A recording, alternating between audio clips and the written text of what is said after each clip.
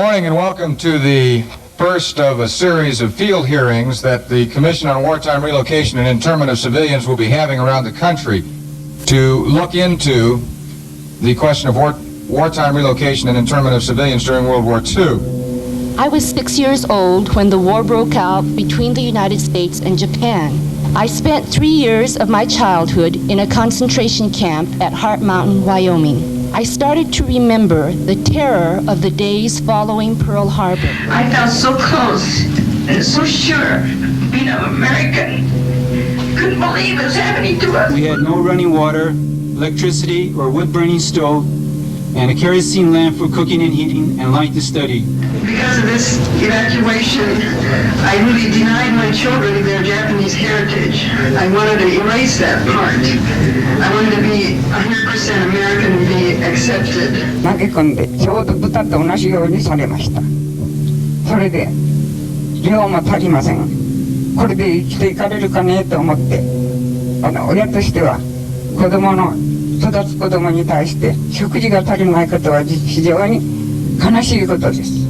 I cannot help but be very angry at the United States. I believe that if it were not for the concentration camps, I would have my father. I will not bear my emotions in front of this government. Never, ever again. I went to Manzanar, and that's all I want to really say about it. We were surrounded by barbed wire fences and guard towers, ran by soldiers with rifles and machine guns. It is at these desolate camps. I'm sorry.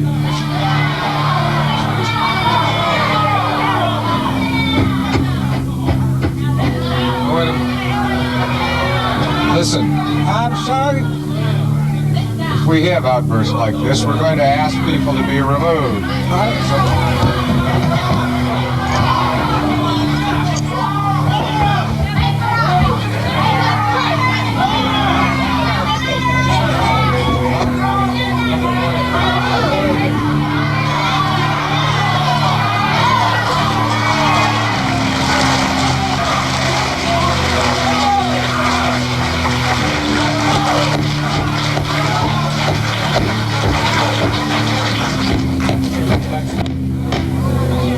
Could we please have some order so the panel may continue? Thank you.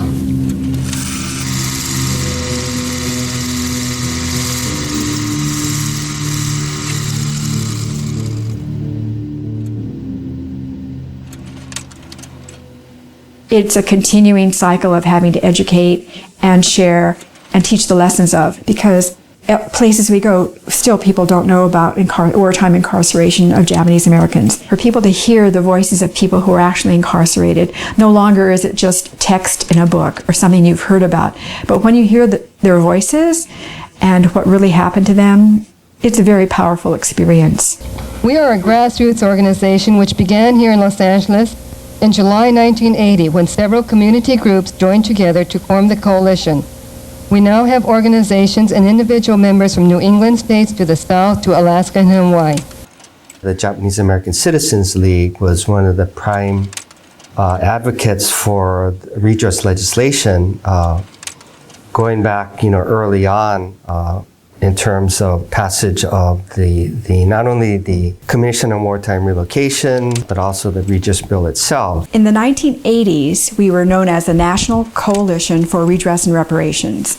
Through the 60s and 70s, we were the benefactors of the impactful leaders, Martin Luther King, Cesar Chavez, on and on. We were impacted by the ethnic rights movements, Black Power, Yellow Power, and ethnic studies. And these young leaders and activists, primarily Japanese Americans, decided to form an organization whose goal was specifically to seek monetary redress. There were some mixed feelings, right? It's like, did they want to do this or not? Even getting to that point, right? Because the whole redress movement was basically started by the Sanseis and pushed by the Sansei generation, the third generation folks. H.R. 442, Mr. Chairman, members of the subcommittee, merely proposes to implement the recommendations of the Commission on Wartime Relocation and Internment of Civilians, a distinguished 9-member panel established by Congress in 1980 to examine the facts surrounding the issuance of Executive Order 9066 and the subsequent relocation and internment of 120,000 Americans and resident aliens of Japanese ancestry during World War II. In addition, the Commission was mandated by Congress to examine the circumstances surrounding the evacuation of the Aleutian Islands and the relocation of native Aleuts. The Commission submitted its report entitled Personal Justice Denied in June 1983. The Commission recommended, and H.R. 442 would provide, a long overdue remedy for what has been called America's worst wartime mistake and the worst single violation of individual civil liberties in our nation's history.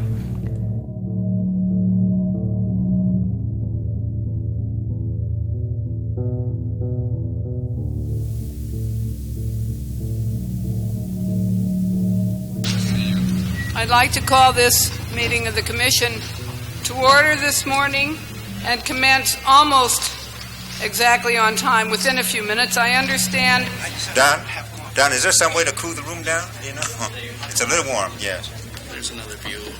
I am pleased to officially convene this meeting of the Commission on Wartime Relocation and Internment of Civilians and to welcome all of you to this meeting. Pursuant to the authorizing legislation, each commissioner has been selected personally by the President of the United States, the Speaker of the House of Representatives, or the President pro tempore of the Senate. My family's reaction to the order to evacuate was one of disbelief and sadness because my father was seriously ill with cancer at the time and probably would not be able to move with us. I did develop a feeling of so-called ethnic hate when I would see a Japanese American approaching me on the street. I would turn and walk away or dash into a nearby store. It was like an aversion symptom. Dr. Pedroso, yeah. I wanted to make a comment that I think is important, and the young gentleman standing there, he was concerned that there were enough young Japanese people. Because if something is going to be accomplished next week, it's because more people become aware of it. And I don't feel disappointed because there are 100 people here, because I say 100 voices that believe in what they are saying can make a difference. The Commission did hearings in cities across the nation, and it was really the first time that many of the Nisei had shared their stories. Most of the children had never heard it before, and I think it was really eye-opening for the whole community and the nation. In Los Angeles, there were approximately 150 testifiers, and NCRR filmed the testimonies from Los Angeles. The focus, of course, was to bring them to the people. It is such a wealth of information of what really happened during World War II, and that enabled us to speak our own history. I must tell you that for me it's an ordeal. I don't know whether you notice it. Maybe it's my Issei parents' upbringing not to show emotion. But I want you to know that you've been ripping into my heart all along. Thank you very much. Senators voting in the affirmative: Adams, Armstrong, Baucus, Benson, Bingaman, Boschwitz. Senators voting in the negative: Bond, Chafee, Danforth, Garn, Graham of Texas, Grassley, Heck. Are there any other senators wishing to vote? If not, on this vote, the yeas are 67, the nays are 27, and H.R. 442 as amended is passed.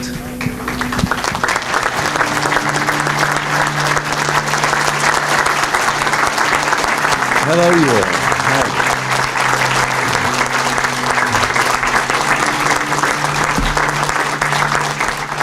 Thank you all very much.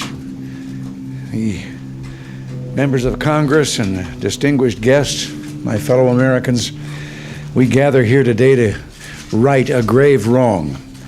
More than 40 years ago, shortly after the bombing of Pearl Harbor, 120,000 persons of Japanese ancestry living in the United States were forcibly removed from their homes and placed in makeshift internment camps. This action was taken without trial, without jury. It was based solely on race, for these 120,000 were Americans of Japanese descent. The legislation that I am about to sign provides for a restitution payment to each of the 60,000 survivors, surviving Japanese Americans of the 120,000 who were relocated or detained. Yet no payment can make up for those lost years. So what is most important in this bill has less to do with property than with honor. For here we admit a wrong. Here we reaffirm our commitment as a nation to equal justice under the law. I'd like to note that the bill I'm about to sign also provides funds for members of the Aleut community who were evacuated from the Aleutian and Pribilof Islands after a Japanese attack in 1942. This action was taken for the Aleut's own protection, but property was lost or damaged that has never been replaced.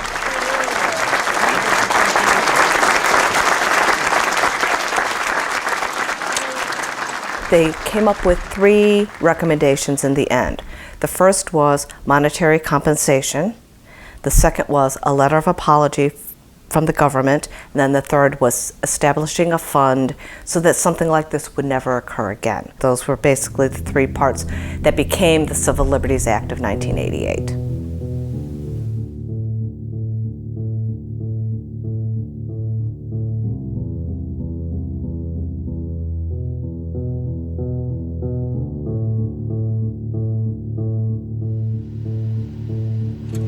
It passed, and the department then basically said, "You're it," and you're gonna go ahead and set it up, which was kind of terrifying in itself because no one had set up a program like this before.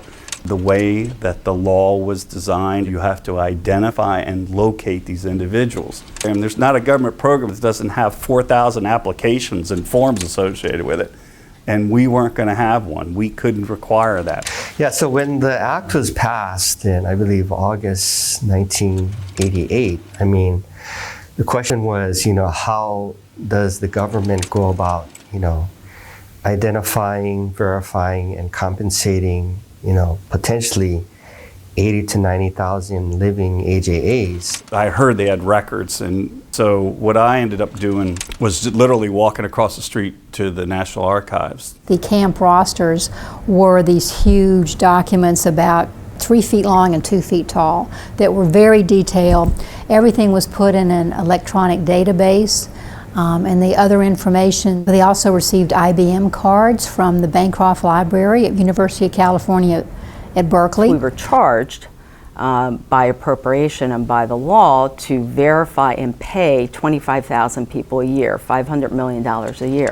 I hired 2 students who sat in front of a computer and entered war records all day long. So that created our database, because this is all pre-internet. Bob and many of the others in the office did a lot of outreach, to community groups all across the nation to try and identify people. The ORA actually utilized a lot of the AJA community organizations as their link to the communities, and the Japanese American Citizens League was a natural community liaison for ORA to work alongside with, as well as other Japanese American organizations. So we went out on the road garnering their trust, who we were, what our role was in the program. We found that most of our eligible people were living on the West Coast, and we realized that people did need some one-on-one assistance, and so then our workshops developed where we took a number of staff members out. I did have the opportunity to go to do a workshop. I want to say we did one in San Francisco and then we did one in Hawaii. Spent a lot of time in Seattle, Portland, Oregon. I know I went to Utah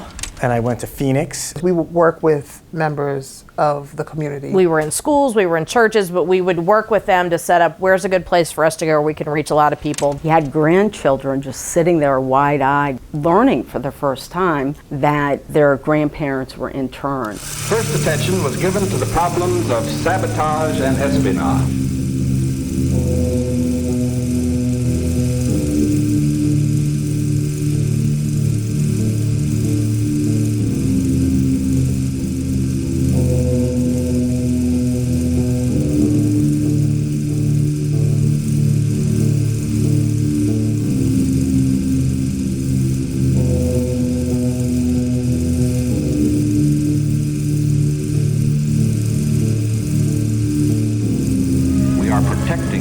Without violating the principles of Christian decency. We won't change this fundamental decency no matter what our enemies do. What our enemies do. Enemies do.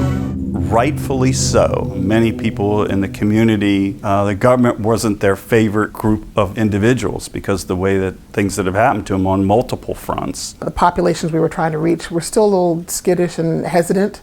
Like, yeah, you say this, but what's it really about? We received phone calls that ranged from people just asking initial questions, or the questions would be, I don't have that documentation. Are there other ways that I can prove I am who I say I am, I was where I say I was? It wasn't very sophisticated at all, but we wanted to keep things very simple. Everyone had a file. Individuals who were what we called good to go had a green dot. If you were in special verification, you had a yellow dot. And unfortunately, if you had a red dot, you were ineligible for payment. The first check ceremony. Okay, so the idea was to find the 10 oldest recipients and have them come. Obviously, even at that time, the oldest recipients were close to 100 or over 100. The oldest woman who came in for her redress check was 107 years old. And Attorney General Richard Thornburg, he kneeled, and all the cameras caught that too. And it was such a gesture from the government to provide this apology and reparations, and for him to present it. It was a moment in history I will never forget. The Attorney General came up at the end, thanked me for that day, but when he left, he said, that was probably one of the best moments of my entire time I was here at DOJ. We received dozens and dozens and dozens of people who were calling us about being denied. After we made these simple forms of categorizing who was being denied redress, it became, pretty clear after a short time what the categories were.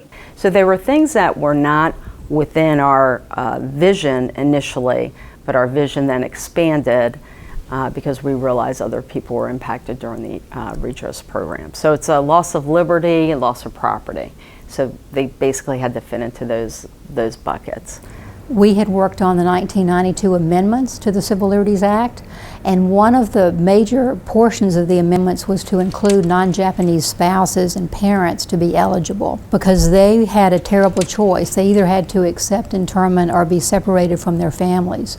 We met also with Deval Patrick when he was an assistant AG of civil rights, and he used the terminology that he was going to use an expansive interpretation of the law, which is also important to us. In addition to the 1992 amendments, there were two cases where groups were found eligible. One of them were the minor children who relocated to Japan. Another group were the children who were born after their parents' evacuation or internment, and they were made eligible. Then we learned of the 442nd, our military force, Japanese Americans who fought in the war, highly decorated unit, and we had to determine what was their loss. Finds its highest expression in the thousands who are in the United States Army. Almost half of them are in a Japanese American combat team, created by order of the Secretary of War early in 1943. Some of the volunteers came from Hawaii, some from the eastern part of the United States mainland, where there was no mass evacuation. Hundreds of them volunteered while they were in relocation centers. Then another big group of individuals who were found eligible dealt with Hawaii. Evacuees, basically, immediately after Pearl Harbor, the military, at gunpoint, literally came to their homes and kicked them out of their homes. And so there was no roster. There was no way to verify whether or not they, lived there. The Office of Redress Administration had to, be accurate in who they were compensating. That was paramount. So to be able to have a written affidavit, a sworn statement, and verified by 2 witnesses, that was sufficient and for the government to actually provide redress to them.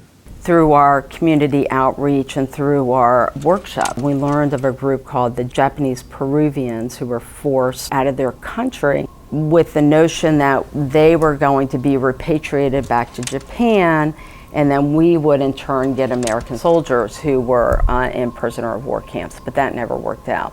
Who on earth would think that we had brought these people here and interned them? It was such a bizarre thing. And what happened at the end of the war is some of them were sent to Japan, even though they'd never been to Japan in their lives. Many of them returned to Japan during the war, right after, but several of them had children born here in the U.S. They were in the family INS camp in Crystal City, Texas. So the children who were born here were citizens and were found eligible. But for those who stayed in the U.S. after the war, the timing determined whether or not they were eligible or not as to when they applied for their permanent residency status. There was a difference in the immigration laws, which were very complex, and depending upon which immigration law they applied under, some of them might receive retroactive status and some would not.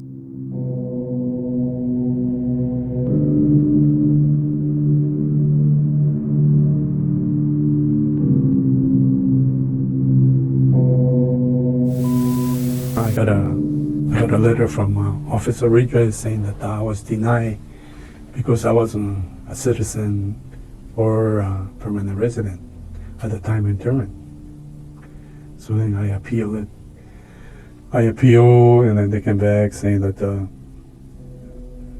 I didn't get my permanent residency until 1956. So I was denied again. And then there was another one that said that I went to Canada voluntarily. No. The immigration office said the only way I can get my permanent residency is by leaving the country and re-enter. So how can that be voluntarily? Just like when I got classified illegal alien. How can I be illegal when we didn't want to come here in the first place, and the government bring us here, force us to come here, and they bring us at gunpoint, and then they classify. And not only that, some of the Peruvian were businessmen, so some people had passports, and those passports were confiscated when we boarded the ship, and then when we got off the ship, they said we didn't have any papers, so we were illegal. We given a room, one room for all our brothers and sisters. We took our belongings, whatever we could carry. Some were confiscated, they took away from us. Like my sister she hid some money in her shoes, and they took that away. No one told us anything. Even my mother and father, they know where they're going. We just went along. Whenever they went, we went. It took us, about 3 weeks? So we landed New Orleans, Louisiana. We got off. Right away, they used DDT fuel and get it. Lo más doloroso no es que se le confiscaron propiedades o se les enviaron a los campos de concentración. Lo más doloroso fue que despertaron un día y ya no tenían patria, ya no tenían pasado, ¿no? Se encontraron con nada. Y eso es cruel, no hay derecho, nadie tiene el derecho de quitarte el piso espiritual, ¿no? En tu vida. Entonces, sí se debe todavía una disculpa. Some of them, but not all of them, got permanent resident status retroactively because the U.S. government had bizarrely classified them as illegal aliens, even though we yanked them up and brought them here. So that was an odd circumstance because I think there were some who were never declared eligible. There was a lawsuit called Mochizuki, and they filed saying they should be eligible even though there was, a group that did not have the permanent residency status. And the government had, recognized what had happened to them during the war and agreed to settle for $5,000 in an apology. So they did not receive the full $20,000, but they received $5,000.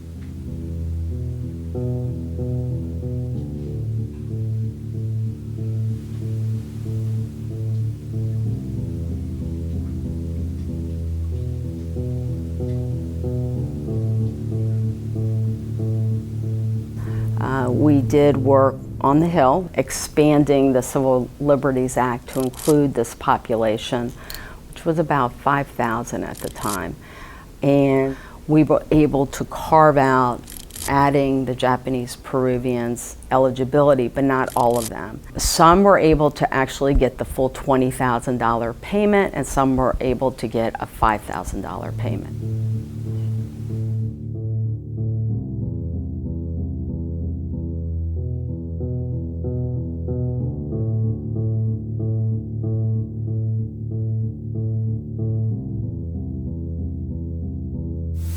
We were negotiating with the Department of Justice, and so they said, they just, figured out, okay, we got this much money left over from, the Civil Liberties Public Education Fund.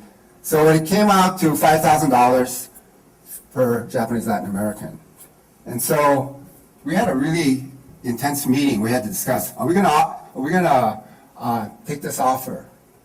And I remember Carmen Mochizuki, for whom the lawsuit was named, and Alice Nishimoto, who were two key members of Campaign for Justice, former JLA former internees. They were really conflicted because they worked so hard on this, but it was kind of like, they said if it had been up to them, just for them personally, they would not accept it. And a lot of people, the JLAs who were then in Latin America, who were able to get back to Latin America, said, no, don't take it.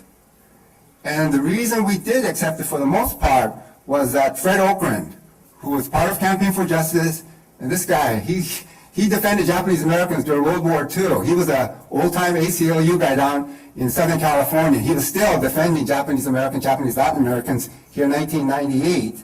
He said, well, this is a major victory because the Japanese Latin Americans who were deported to Japan would win this measure of redress.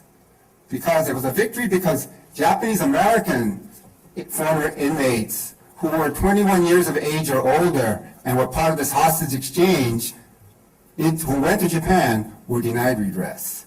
We in NCR were able to fight for the minor relocatees, so-called relocatees, people who were under the age, and the court said, well, yeah, they were too young they had to follow their parents and all, so they were too young to be able to make their own judgment to go. So we were able to win redress for them. But those who were 21 years of age or older who went to Japan, Japanese Americans, did not receive their redress. So Fred said, hey, this is a major victory. And so that kind of pushed us to accept the $5,000. But I remember for me, I voiced this opinion that it's kind of back to this thing of what are the lessons learned, and if this gets into the American history books, what are the books going to say? And they're going to say maybe, well, Japanese Latin Americans also won their redress. They won't say it was 1/4 of what Japanese Americans received. So this kind of very bittersweet quality to what happened with the 1998 settlement.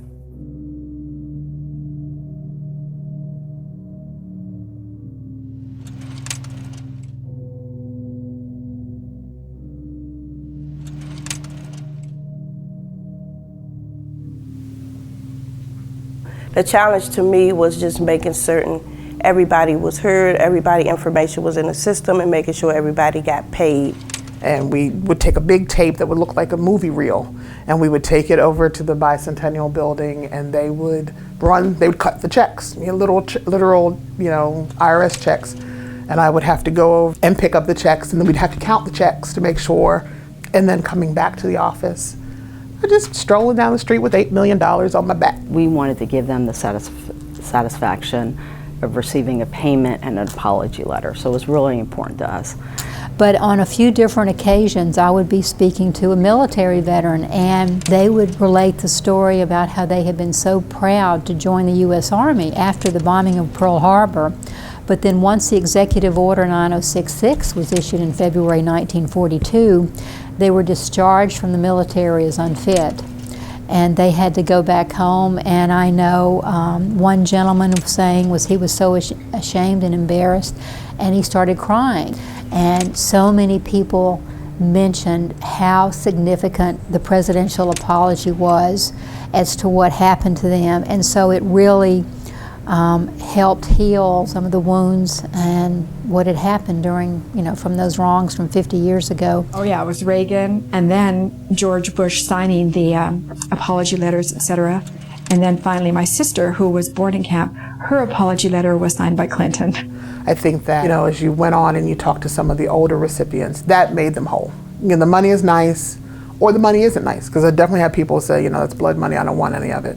But the apology, to know that the country had apologized. And say, well, what if you lost a leg or something? Is $20,000 enough? So what you lost in your life is $20,000 enough? It's difficult to put a number on that. There's no amount that would cover all our suffering. It's an apology that I cannot recall anybody else accepting on an individual basis, not on a you might say ethnic group wide basis like we got, which is by itself something. There is no way that the way things have gone that the government could have given us complete restitution, which would have amounted to probably $100 billion or more. I felt that it was a good idea, not necessarily because of the monetary amount which was given, which was actually a pittance really, and really didn't compensate in any way, shape, or form for what was lost materially or psychologically. But I do think the main thing, or important thing, was that there was an apology was made. I think that was the most important thing.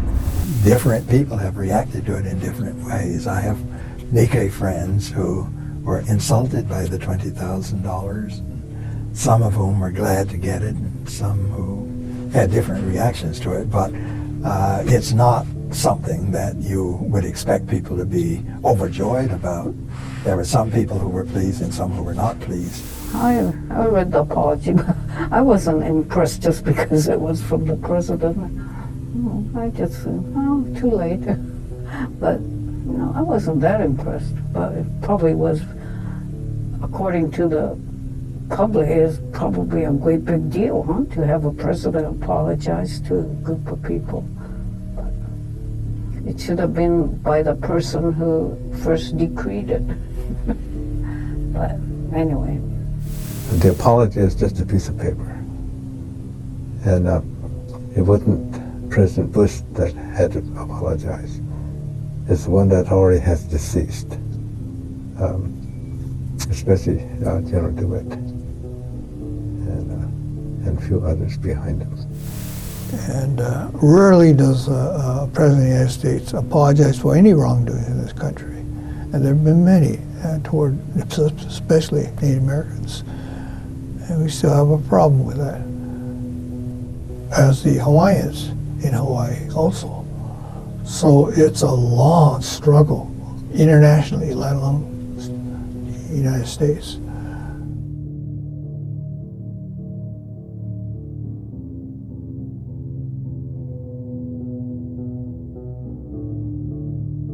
Being able to have it be a true community government collaborative effort was meaningful for us and meaningful for the community as well, to feel like they had really pushed to get this legislation passed, and they were still involved in the process. We kept moving offices to accommodate the space. So when I started, we were in a relatively small office with maybe 15 people, and then by the time I was out of college and we were in the big throes of payments, we probably had 100 people working on the program. We were United Nations.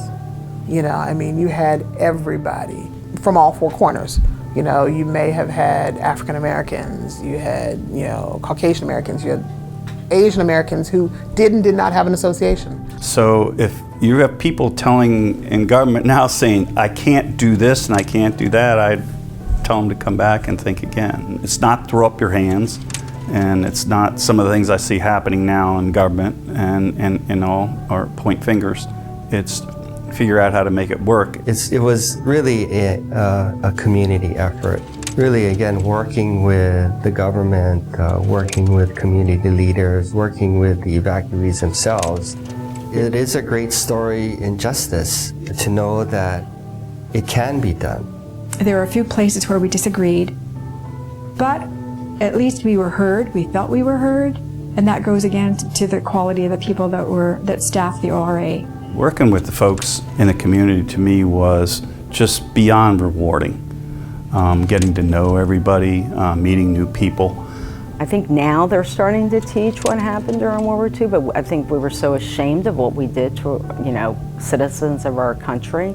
But it was almost like reading history books of something that I was not aware of until I became part of the redress program.